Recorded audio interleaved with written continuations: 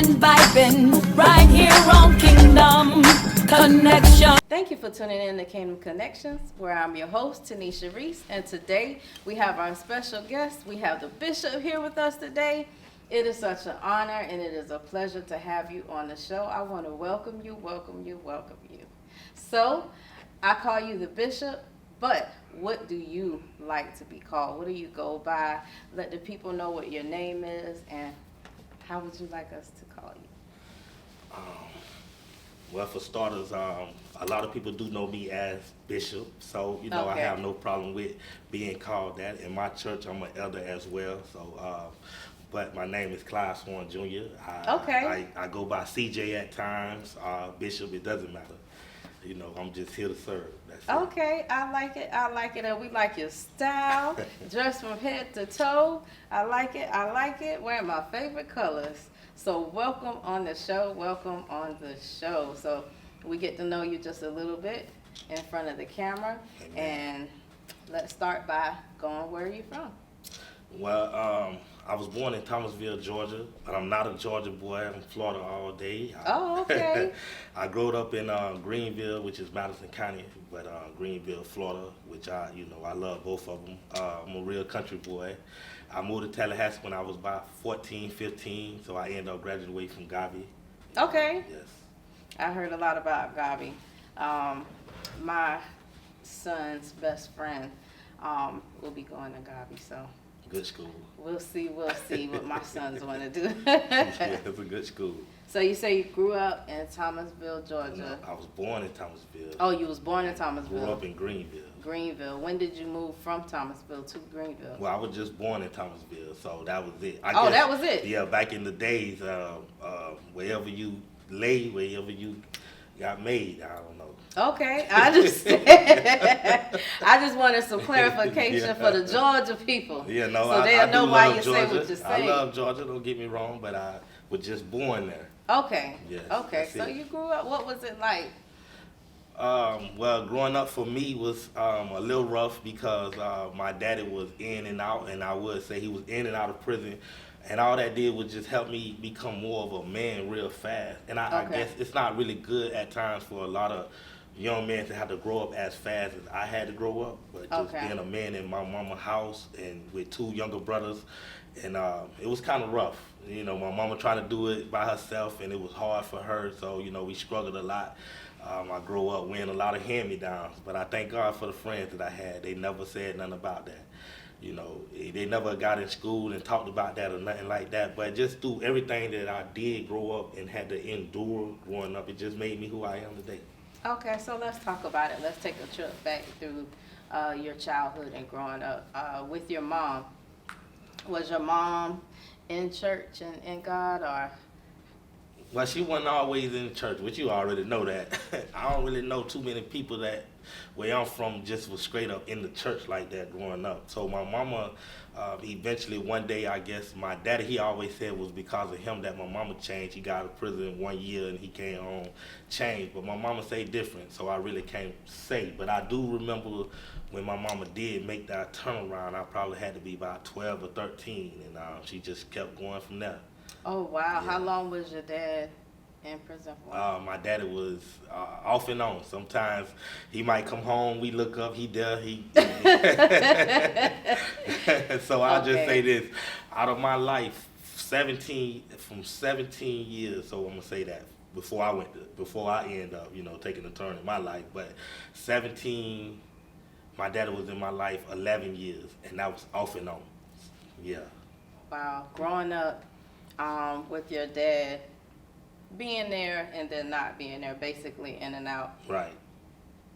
What type of turns did you end up taking in your life because of that?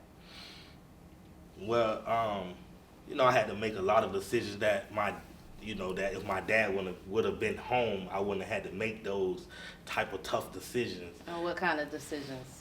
Decision was like as in should I do this or should I not do this? Should I go or should I stay home? Should I hang with them or should I not hang with them? You know what I'm saying? Should I continue to play sports or should I just give up on it? It's very important to have that father figure in your life because he can help stir and direct you in a lot of ways you should go, as a young man growing up, trying to become a man. Wow. When did you find God? Was it around the time your dad was kind of in and out? Or? Oh yeah, so he made us when he came home on fire for God, because when you first get changed, a lot of people be the same way. As was I. When you get changed in the beginning, you on fire for God wide open. So when my daddy came home, man, he had us going to church every day almost. Bible study, Sunday school, you name it, we was there. Then he went to doing his own Bible study, something. Really? Yeah, oh yeah. And you said this was, when he came home, this was around, you said 12 when your mother kind of made the change. Right. And started going to church. Where were you living at that age? In Greenville. Greenville. So it Madison, was churches Greenville, Madison. Between Greenville and Madison? Right. So it was churches around this area. Because Madison, I'm not from here, but Madison is kind of close to here though, right? Yeah, it's not 56 miles. It's not bad. Okay. Right. So you started to go to church. Did you begin to build a relationship with God at that time? Or was it just I got to go to church? Because they said we got to go to church. We got to go to church. So, I guess we always was good boys regardless of the fact of the matter, because my daddy was strict when he was around. And he taught us a lot before, in and out of our life. He still showed us a lot of stuff. So people who know us know that my daddy didn't play regardless. So we still was kind of good boys. We wasn't no bad boys or nothing like that. So when I did get into church, it was like a new thing for us.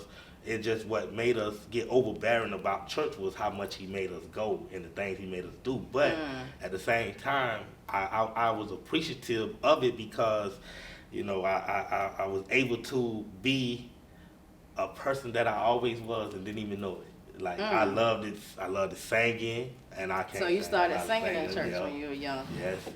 I loved trying to play the drums and keyboard, whatever I can do. And it just, just being in that atmosphere was something good for me. But what really sparked my life was when I met this 10-year-old. He had to be about 10. So that means we had to be about 10 too when we first started going to church. Okay. So I think it was in 95. And I met this 10-year-old boy. He came in, they had a big congregation one day. And they put this stepping stool in front of the podium. And I see the young boy, he get up there with a big Bible, and I'm thinking he just finna read a scripture. But this man, he actually preached that day, and he tore the church up. And that's when I knew to myself, that's who I am. Wow. Yeah, that's me right there. Wow. Yeah, I'm gonna be a preacher. Wow. From that day, that was 95. Wow, Yeah. at 10 years old. At 10, and when I saw that, and I was 10, because me and him the same age. When I saw that, I said, yes, that's me. So now I'm in my Bible. I'm trying to learn.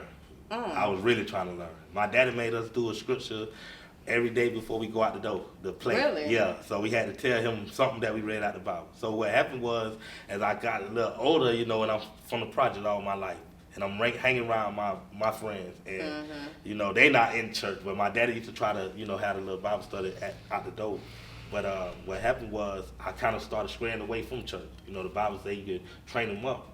They won't depart, but he never said they won't stray. So I kind of, so now it became like a routine for me. And so when my daddy asked me about the scripture, I went to reading Psalms 100. I know that by heart. I've been doing this, I can give him something. Yeah, and it's always going to be the same. Without even picking the Bible up, I know Psalms 100 by heart. Yeah. But it was. What is Psalms 100? Make a joyful noise unto the Lord. I just wanted to test you. Oh man, love it. Still love it. You know what? So even though your dad was in and out, he was very influential in your life. Wow, definitely. I look up to him right now to this day. Yeah, I can't judge a man for his mistakes. I do feel like he hurted us because if you love us like you say you loved us, you would have stopped doing what you was doing. That's just my thing. When a person really love you, they not going to do nothing to be taken away from you. And that's anybody. Yeah. You're right. Yeah. You're right. When you said you felt like when he wasn't there, it was decisions that you felt like should I do this or should I not do this? Was it not a father figure that maybe you found later on in life, like maybe a counselor? I know back in our day, they had like Men Above the Crew and what is it, the Boys and Girls Club and things like that. And I know they have that around that area. It wasn't anything, and also the church Right. at that time too. It wasn't anything that you felt like you clung on to help you get through. I don't get me wrong now. I would say that growing up in Greenville, Madison, small town, small places, everybody know everybody. I did have a lot of some good positive role models in my life. Like Okay. Mr. Browood, he was at the Boys and Girls Club. Mr. Dukes. Boys and Girls Club. Yeah, Mr. Dukes, Okay. he had his own little building. He came from Miami, which he was from Madison, but he also like from Miami too, which he's gone back. But this man, Johnson & Johnson Center, he was there for all of us. Like, he was definitely like a father. You said figure. Johnson & Johnson? And that's his last name, Wow. Johnson, but he called it Johnson & Johnson Center. Like, we tutored there. He brought a swimming pool in. I learned how to swim over there. His man had some connection. He used to bring the college students in to help us out. I met the whole Florida State basketball team at one point. Like, he did a lot. He took us to the Capitol building. So, yes, we definitely had some good role models back then. But what happened was, like I said, with me growing up in the project all my life, it's like it's still a tug of war there of me want to be good, and then at the same time me want to be with my friends as well. And us being boys, boys gonna be boys regardless. Now I'm not saying that I was doing things to get in trouble, but I'm very active in sports. I want to play sports on every corner. You know what I'm saying? And then I do want to hang with them. So yes, we did do like we go knock on people's door and ran. Yeah, we did that. We throw rocks at people's cars. I don't even know if they We do did stuff that. like that anymore. Back then, our games was a little bit different than their games now, because I remember doing stuff like that too. So, we I did was a that. tomboy, So we did that. It's just, like I say, I do, all the men that was in my life, Chris Cooks, he a police officer right now, and, just everybody that was in my life back then, I appreciate them. I really do. They love me like that too. But, once again, like I said, I still was trying to find myself, and with my daddy not around, it gave me leverage to be able to do what I wanted to do. Okay. Yeah, because my mama was soft. You think so? Oh yeah. She styled us from a lot of whoopings back in the day. Oh, Yeah, every now and then she tried to get a little rough, but she was soft. Oh, man. Yeah. So let's grow up just a little bit. I know you said about 17, you started straying away just a little bit.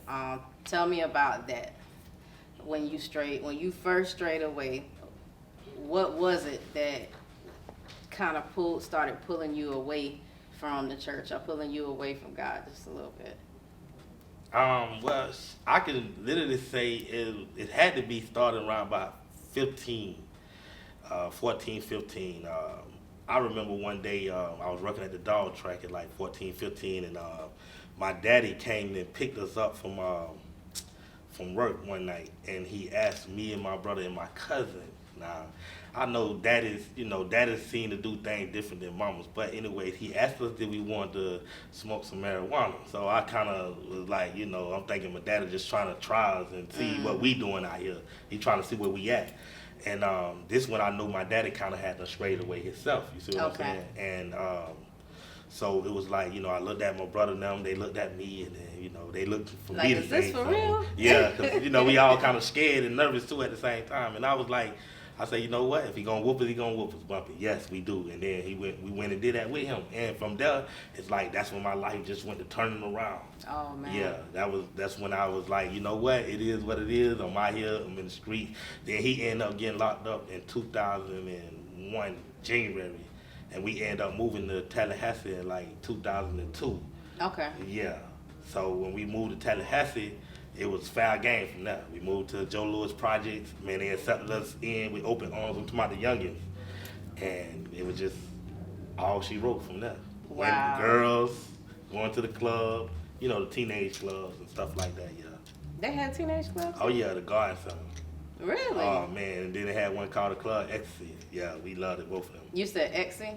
Ecstasy, like the pill that they... Wait, they had a teen club called Ecstasy, and they allowed teens to go to that club? You could smoke in there and out. Really? In the garden, you couldn't smoke in the garden. Yeah. Wow. In that though, they let you do whatever in there.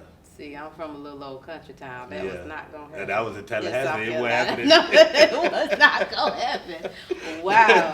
It wasn't happening in Greenville, Madison neither, but it happened here in Tallahassee. That's crazy to me. Yeah, but it wasn't no shooting and bang bang and all that. There was a lot of fighting. down here back then they represent north side, south side, west side, and stuff like that. So it was serious. You get caught on the wrong side of town, you might have to fight. You know what I'm saying? Automatically off rip, me and my brother, we got down here and we started claiming the north side off rip. Cause they accepted us in, we was rolling with them, and to this day they love us. We've been here all our life. That's how much they love us. Wow. And we love them the same. So what was the turning moment for you? So the turning moment of when I changed my life. When you started changing your life, what was the turning moment? Back to God. Yes. Okay. When God came and was like, all right, that's enough. Like, what was that turning moment for you? Okay, I'm gonna say this, and I never really talked about this before. I don't think I ever even told nobody publicly about it. So I'm gonna say it now because I love trying to help others. So I wanted to know. Oh yeah. When I was 17 years old, my mama, she was finna get ready to go to church somewhere out of town. And so she wanted me and my brother them to go to Greenville while she go to church, and we stay in Tally. But I'm 17. I'm in the 12th grade. I feel like I don't gotta go nowhere. I'm getting ready to turn 18 soon, so I don't want to go. I told her that. You go do what you want to do. You done been leaving me at the house by myself all my life. So why now? And I'm 17. Right. Somebody just recently had died behind our house. Right, got shot and killed. I understand that. But that's not what I do. I don't live like in your yard behind your house? Yeah, behind our house. Yeah, in the projects, yes. And so what happened was that was on her heart, her mind for so long, and she tried to come and make us get in the car. And I told her I'm not going. And my mama just hauled off out of nowhere and slapped me. That crushed my world because she never did nothing like that before. You just said she was soft, right? Well, yeah. She never ever did nothing like that before. And she slapped me like that. And when she did it, I thought I lost it all. Like, I was like devastated. Like, this is the woman of my life. This is the love of my life. And you just did me like that. Like, I felt some type of way. Like, I was really ready to kill. Not her, but I was ready to go out and do something crazy because I never hurt her. But it's just how she had me feeling. Right. And so not only did she slap me, she went inside and called the police on me. Like I was really doing something that was really terrible when I wasn't. I just said I didn't want to go that way. I could have stayed home, 17. I could stay home by myself. You'd have been leaving me home by myself since I was 8, 9 years old. Not only just that, I'm watching my 2 brothers at 8 and 9. So what's 17? I'm grown. No. So anyway, she called the police. Police come. I'm over across the street. I'm crying, because I'm hurt. It's not the slap, because the slap didn't bother me. I'm hurt that she slapped me and then called the police on me. So I done sold the police out. By this time, white dude, I'm ready to go to jail. He cussing me out. He want to lock me up. He's out to go in here. If your mom said I can lock you up, you gone. Because I'm mad. I'm talking north to him. He come back. I already know she wasn't going to let me go to jail. But yeah, she still did what she did. Yeah, and so he come out and say, you lucky she won't let me take you. So he left. Bam. So, bam, I got myself together. I come back in the house. She didn't even go to church that night. I come back in the house, and she was laying on the couch, and I looked at her. I said, well, you want me gone? I'm gone. It is what it is. I'm out of here. I went upstairs, packed my stuff. So they look at me, think you're grown. So I went upstairs, packed my stuff, called my first cousin from Monticello. He came and picked me up, and I went to stay with them for like about 2-3 weeks. I was down there in Monticello, off and on with my auntie and my first cousin. So then she reached out to, I wasn't even talking to her no more. It's a wrap. I'm done with that. But she reached out to my auntie, told her she missed me and all that. My auntie come and tell me I need to talk to my mom. I love my auntie like that. I look up to her like that. So anyway, bam. I don't know how God was orchestrating this thing. I don't know what was going on. I don't know what was going on in my life at this very time. I wasn't no troublemaker. I did sell drugs. I did that. But I still wasn't no troublemaker. And the drugs I sold was really only marijuana. I wasn't doing no crack, no none of that. That wasn't who I was. And I smoked marijuana, so, I felt like it wasn't bad anyway because I was doing it. But at the same time, that's no excuse for me to be doing it. It just, I felt like I needed money. My mom couldn't do it by herself. My daddy was in prison once again, and, that was just a way of me doing what I was doing. But anyway, my auntie come and tell me that you need to reach out to your mama. She missed you, da-da-da. So I didn't call her. What happened was I just ended up going back home. Because it was like, I was getting a little homesick. I was missing Tallahassee, too, because while I had the girlfriends, they was born in Monticello, let me get back to Tallahassee. And I went back. And when I went back, the lady who's the pastor right now, that the church that I go to, who's my pastor, Pastor Stephanie Williams, that's my girl right there. Me and her like this right here, love her. But she came, she the reason that we moved to Tallahassee. Well, my mama used to be like this. And she came and she saw me one day, I was on the corner of the building, and I just got back in Tallahassee. And she come to me, gave us a hug, and she looked at me and she said that God said that if you, because remember I told you I wanted to be a preacher growing up, and how I was too. I was saved. Well, you couldn't tell me I'm preaching at the house and practicing, you know what I'm saying? And she said, God said that if you don't get it together, you're going to either die before you turn 18 or something going to happen. Oh, Jesus. Yeah, and that's what she told me. And so 2 weeks later, guess what? Got locked up for armed robbery in the back of a police car. My mama out of town, gone. And this is crazy because we told my mama we wanted to go with her that day. That day we wanted to go with her. And she left us. Ready to go, she done left us. And I don't put nothing on her. I take responsibility of my own self, my own actions. But anyways, my brother was supposed to go with them, and I stopped him from going. That's how I ended up going, because one of my cousins gave my brother a gun, which I didn't know nothing about, because I would have, snapped on him. I'm the oldest. You don't do that. And so I ended up going so I can get the gun back, so I can give it back to my cousin and let him know, but it didn't plan how I planned it to be. So I ended up going to prison for 10 years. A lot of people was mad at me. Wait, Yeah. hold on. I know you probably can't say exactly everything that happened on camera, but we gotta rewind. Because I'm trying to figure out, how did you end up in an armed robbery when all you were supposed to do was get the gun and give it back to whoever it was supposed to be? Because I got in the car with them for them to go do what they had to do. You took a trip did you know what they were going to do? Well, where they were going? it wasn't planned for them to rob nobody. The plan was for them to break into somebody's house, because they just left a house party and they already knew that the people wasn't going to be home. Okay. And they done seen some of the stuff that they had in the house. Okay. So that was the plan. But apparently it was an illusion, because they didn't see what they thought they seen. So when we got in there, because yes, I did go inside of the house with them. I won't tell you that I didn't. Oh, man. Because the way they said it was, I went in there. And but that wasn't the kicker though. The kicker was they didn't find nothing in there that they thought it was. So we left out the house. And that's how they ended up robbing somebody else. Oh, man. So they got away, but Yeah. ended up doing Yeah. something else. Right. And Right. yeah, you were there. Right. So. And there was a lot of crazy stuff that was going on around that time. So the police just needed somebody they can frame some stuff on anyway. And they used y'all. And they used us for an example, because we ain't have no lawyers with money. So yeah, we got stuck. How long were you in? Did you go to jail for? 10 years. 10 years Yeah, for day for the day. one thing. Yeah, from 17 to 27. Wow. Yeah, 10 years. I left them, they was young out there. But yeah. Wow. Yeah. And so it was you and your brother. No, just me. My brother didn't go. Remember, I told you I made him stay. Oh. Wait, so you went with who he went with? Who he was gonna go with. So it would have been him. It would have been him. But he not. Wow. I know he can't handle it. How many times I done fought for him, just taking up for him. I know he can't handle that. Oh, man. Yeah. So I definitely wasn't gonna. I'd rather for it to been me any day than it was him.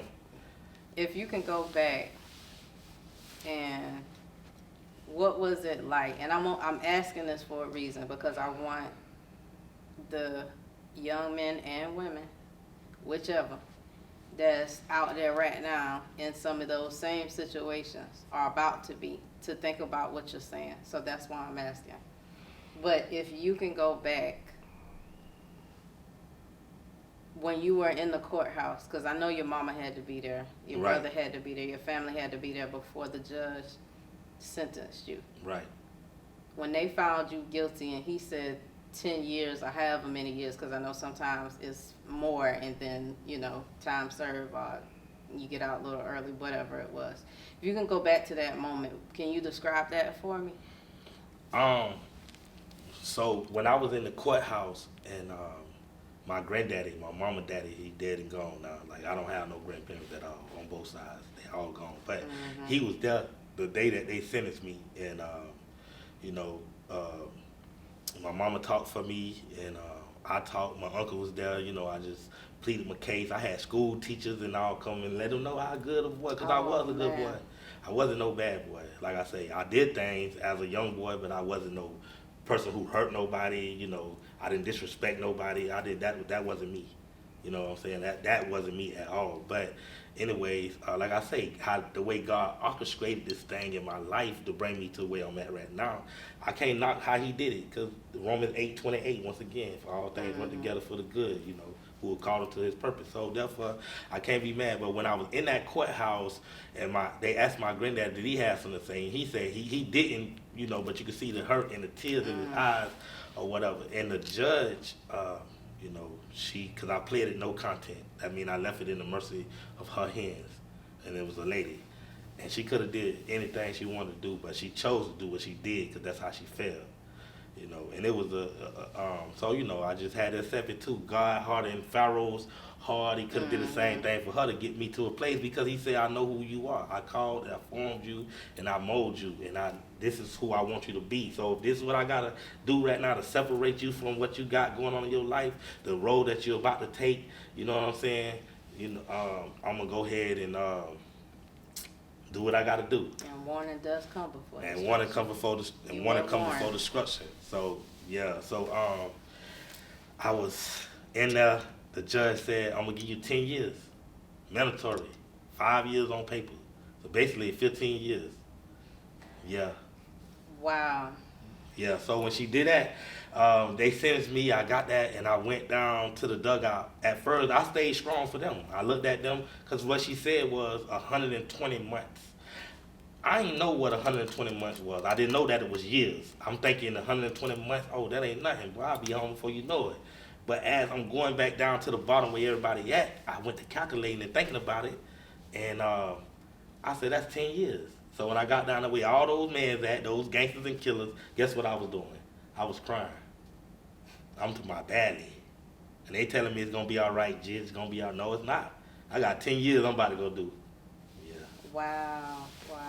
Well, I want to pause right here, and thank you so much for being open, honest, and authentic with us. It's very important for people to see and to know and to hear these things. So I truly treasure it, and I appreciate it. Thank you guys for tuning in to our first section of the show. We will see you again. Come back and watch part 2 with Bishop and myself at Kingdom Connections, where I'm your host, Tanisha Reese. Remember to always be and stay blessed.